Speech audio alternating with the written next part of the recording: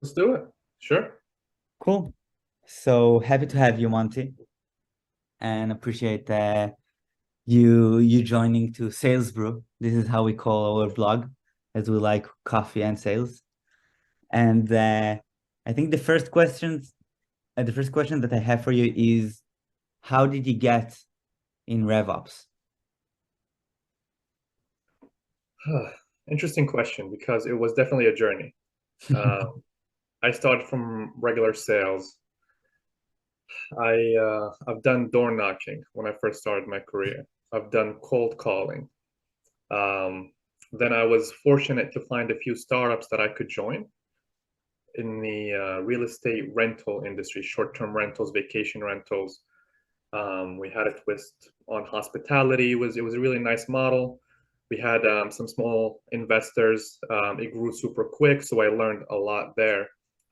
I was always focused on sales, Mhm. so I had to develop the full sales cycle for the company. We hired people, interns. Um, then it was time to leave that company because it wasn't going in the right direction. It grew too fast. Money was spent, so that was a really huge learning experience for me, being part of startups, learning more. Right now, I'm in sales operations. So I guess it relates with revenue operations, but it Mhm. focuses specifically in the sales department.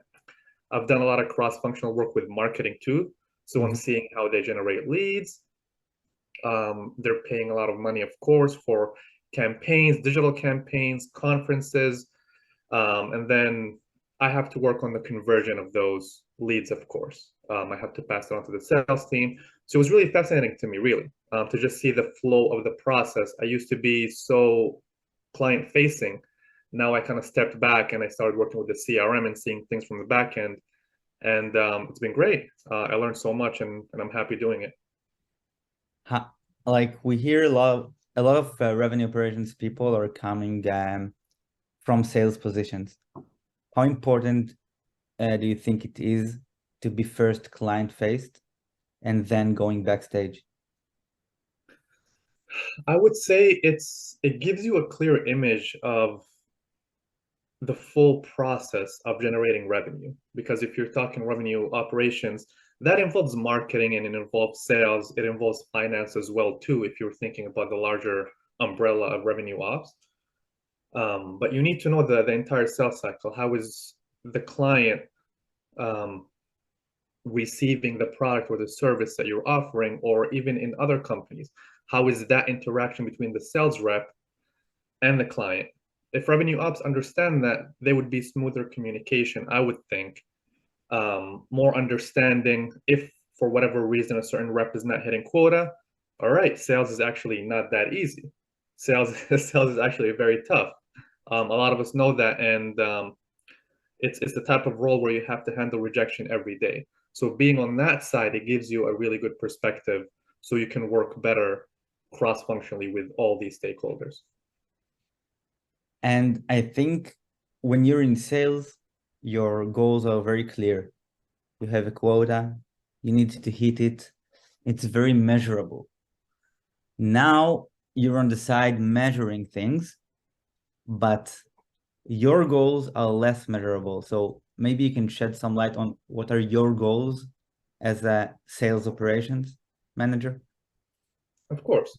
So um, that's been an interesting topic. As the company that I'm in is growing, org changes, of course.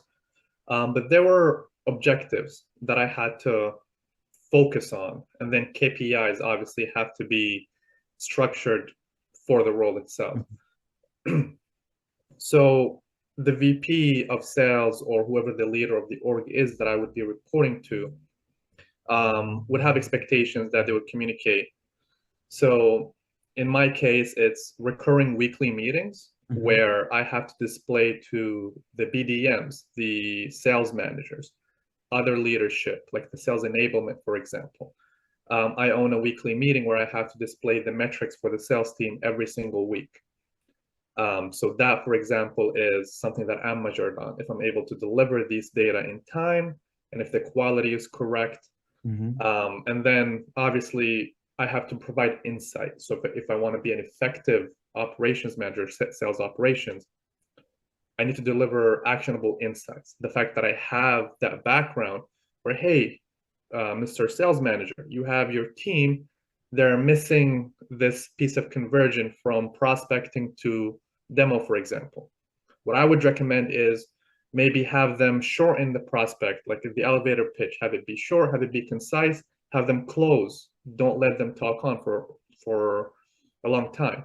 Are you guys having role plays, for example? So I would recommend things like this, and I would also bring the CRM to show, are they following the protocol for opportunity management, for their notes. So if all of those things are clean, then I would meet my expectation and my KPIs. If it's not, they would come to me and be like, hey, are you actually bringing this up? Is this on your radar? So I guess that would answer your question. It changes depending on the stage of the company. If it's earlier stage, if it's super growing, but that's typically how it is. So it seems like, and it's no surprise that the CRM is basically where you live in. And I suppose that when you were a rep, you also lived in the CRM, but you hated it a bit because it slowed you down. At least you felt it. And now you're very eager about keeping it clean. So if I can ask, what are the main challenges that you're facing when trying to manage the CRM and keeping it up to date? So there are a few challenges, and they're all related.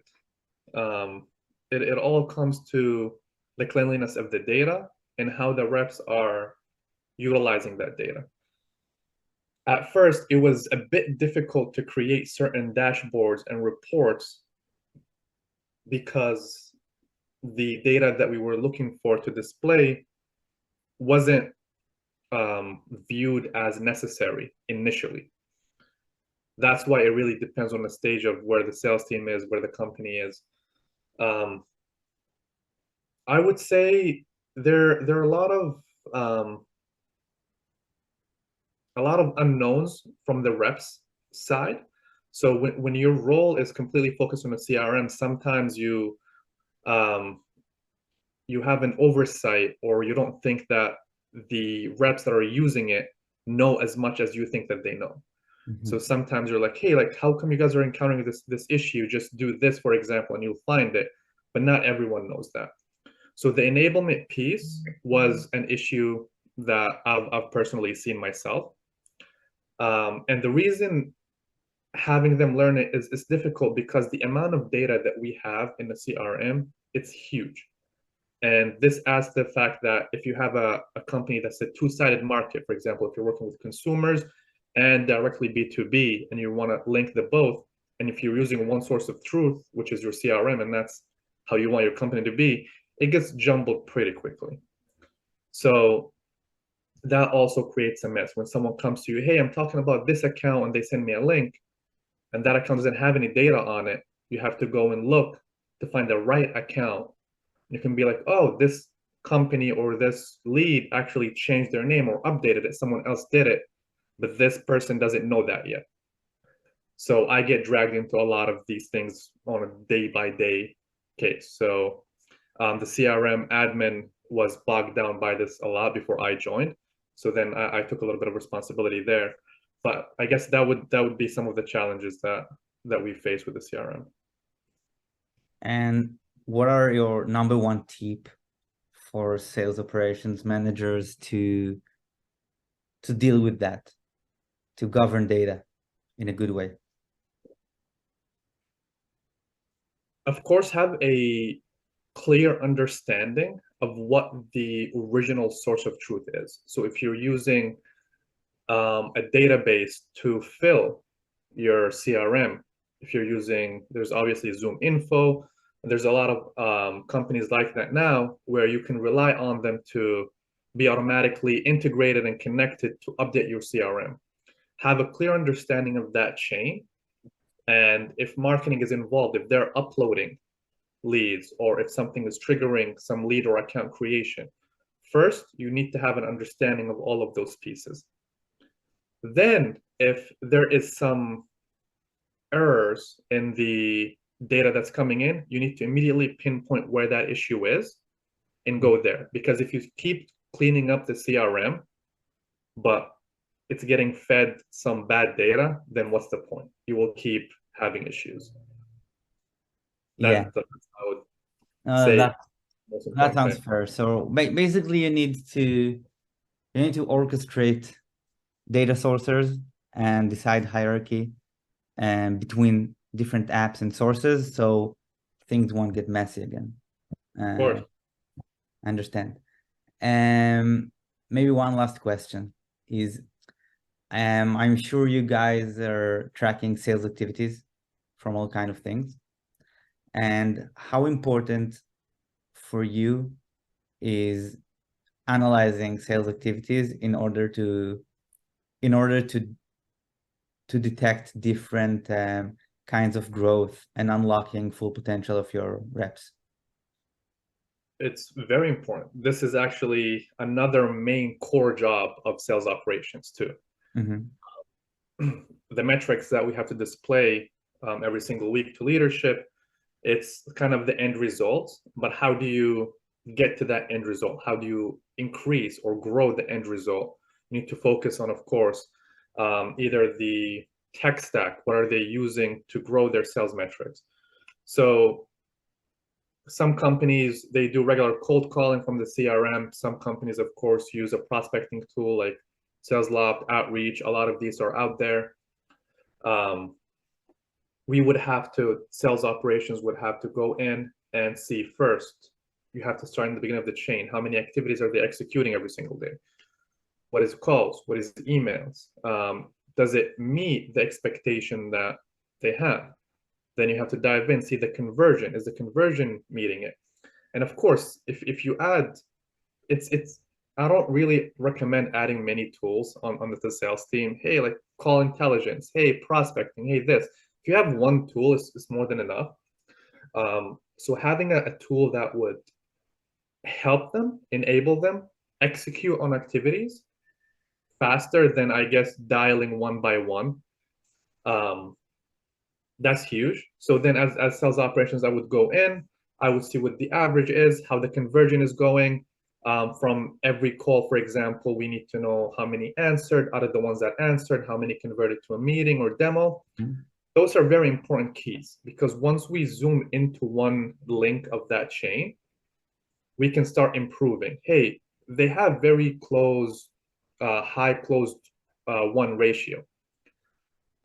Their production is average. So how do we get the closed one up? Increase their production. So it's very clear once you zoom in, and if you have sales metrics in front of you, that's how you can enable and propel your sales team to go further. That's a very good overview on why sales activities matter. So, very last question is, how do you like your coffee? So I actually had coffee as we were talking. I set it up. It really depends on the morning, but typically I like a nice latte. If I'm making it at home, black with sugar, a little bit of sugar. But yeah, coffee after breakfast every day. That's kind of my routine. Cool. So that's it. Thanks, Monty. This is the interview. Sure. Like,